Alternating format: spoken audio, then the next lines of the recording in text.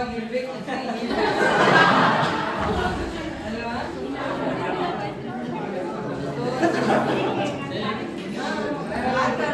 ನೋಡ್ತೇ ಹೋಯ್ತೀನಿ.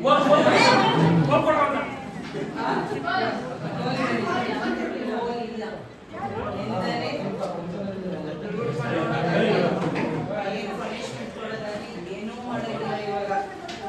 Phone ಬೇಕು ಯಾವಾಗ ಅಂದ್ರೆ ಸೊ ಪ್ರೀತಿಯ ವಿದ್ಯಾರ್ಥಿಗಳೇ, ಇನ್ ಜನರಲ್ ಓಕೆ, ಇವತ್ತು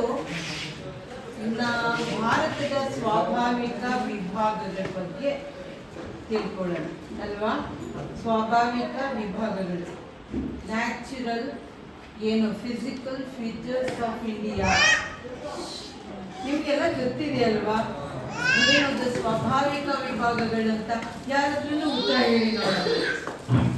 ಸ್ವಾಭಾವಿಕ ಯಾರಾದ್ರೂ ನಮ್ಮ ದೇಶದ ಸುತ್ತಮುತ್ತ ಇರ್ತಕ್ಕಂತಹ ಭೂಮಿಯ ದೇಶದ ಮೇಲ್ಭಾಗದಲ್ಲಿರ್ತಕ್ಕಂಥ ಭಾಗಗಳು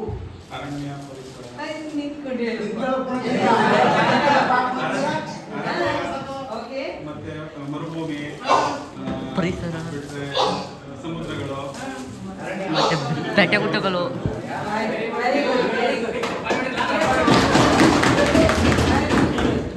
ಈಗ ಅದಷ್ಟೇನ ಬರೀ ಅರಣ್ಯಗಳು, ಸಮುದ್ರ, ಸಾಗರಗಳು, ಸಾಗರ ಹೊರಗಡೆ ಇದೆ, ಹೊರಗಡೆಗೆ ನದಿ, ವಾಟರ್ ರಿಸೋರ್ಸಸ್ ಬಿಟ್ರೆ ಇನ್ನೇನು ಅನ್ಸುತ್ತೆ ನಿಮಗೆ? ಆನ್ಸರ್ ಮಾಡಿ.